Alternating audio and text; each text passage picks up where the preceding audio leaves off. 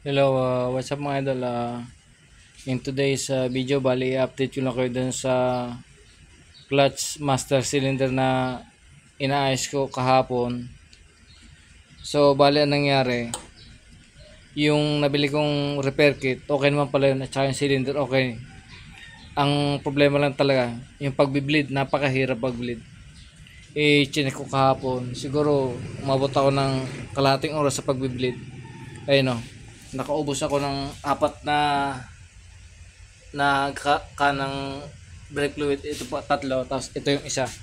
Ang ginawa ko, sinahuran ko na ngayon para yung lahat ng tatap mo sa bleeder masasahod nung ginawa ko na pansahod ng fluid, kasi sayang din 90 pesos ang isa. Chinek ko kahapon, medyo kumakabit na. Ito, update ko kayo. So mali pala yung sabi ko kahapon mga idol, na may tama na yung cylinder ng clutch master natin. Ito yun Maaaring magtataka bakit may kahoy. Kasi kahapon, tsaka ngayon, mag-isa lang ako, binibleed ko. So, ginagawa ko dyan para matapos yan. O nga pala mga idol, nakalimutan ko sabihin. Bago nga pala kayo mag-bleed, siguraduhin ninyo na puno itong reservoir tank nyo ng fluid. Kasi kung hindi, papasukin naman yan ng hangin. Ito, bumili pa ako ng isa para malagyan ko, kasi kahapon hindi ko na ituloy kasi wala na akong fluid Ngayon ako bumili ng fluid para, sabi ko, dire-diretso. Pupunayin ko lang yan. Mga ganyan lang. Pupunayin ko lang yan. Kasi tatapon din yan.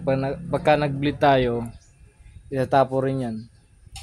Size nga pala nung blader na yun ay 8 lang. Ito. Pagka, di ba nakadiin na doon, paluluwagin natin dito para lumabas yung hangin dito. Kasi pag hindi talaga paluwagin na natin tong bleeder para lumabas yung langis at saka yung fluid kasi may hangin pa to.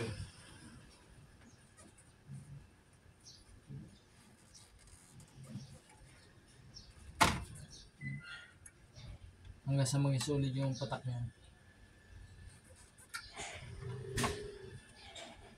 Kasi kung hindi natin sinahuran, maubos yung fluid natin.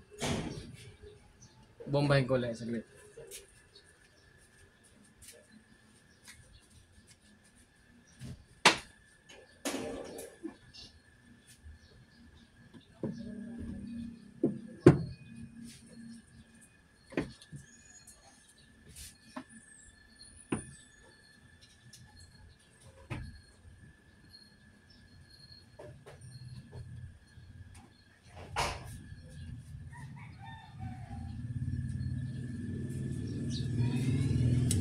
Nakadinuli doon, tapos paluwin natin.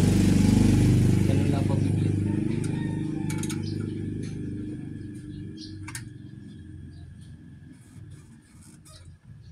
Saka medyo solid na.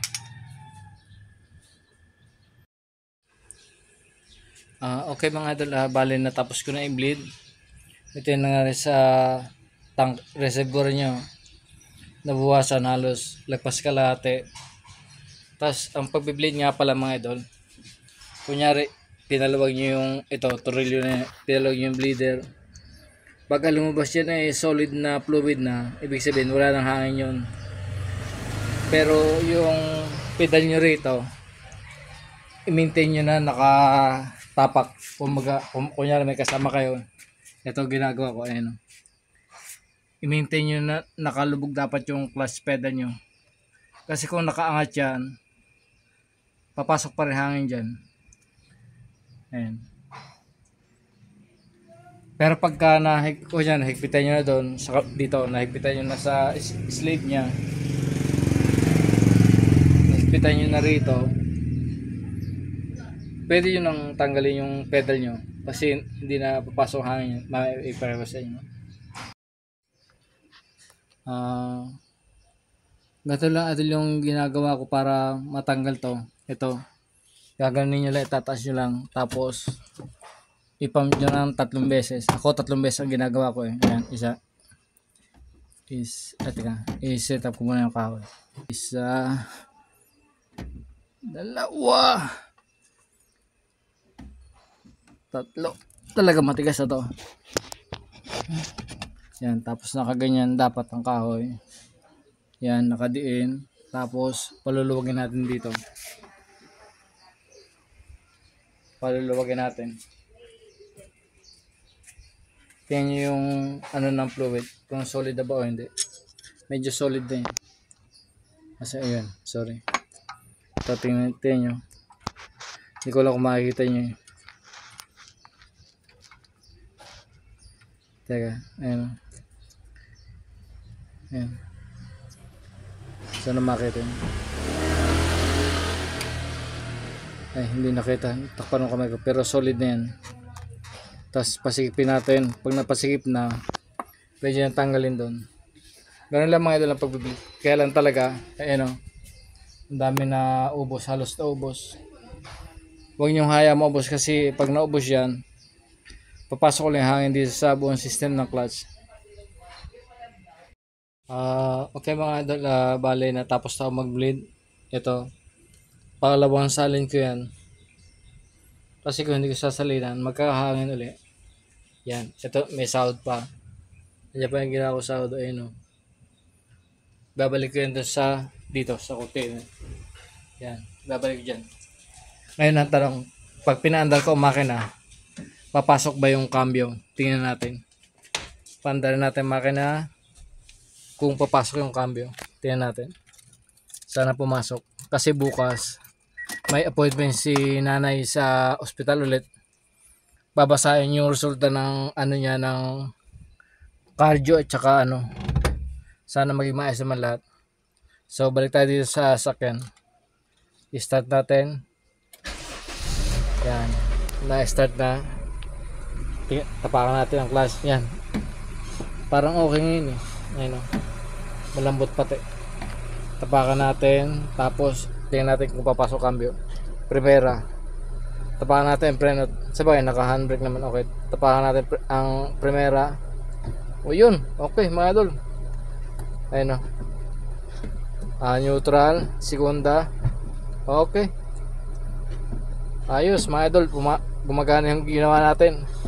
Napamura tuloy ako sa halaga, hindi sa ano. Kasi kung bibili ako ng original nito sa Auto Supply, nagtanong ako kahapon, 1.8 Japan made. Sa online mas mura, nasa 700 lang.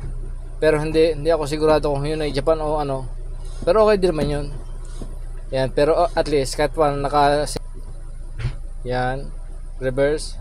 Tas neutral, yan. Balik natin sa primera. Okay, wala kasabit-sabit mga idol. Ayun o, wala kasabit-sabit. Okay. Balik natin sa tercera. Okay, napaka ano, neutral. Kwarta.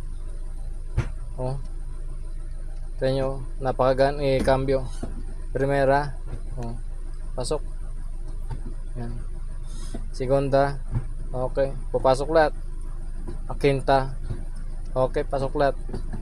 So, tagumpay na mga idol. So, ganun lang ang pag ano ng clutch master natin. Isa sa mga dahilan para hindi pumasok cambio natin ay yung clutch master. Ayun o. Okay na okay. Gumapati siya. Mas malambot ngayon kaysa dati. So, ganun lang mga idol.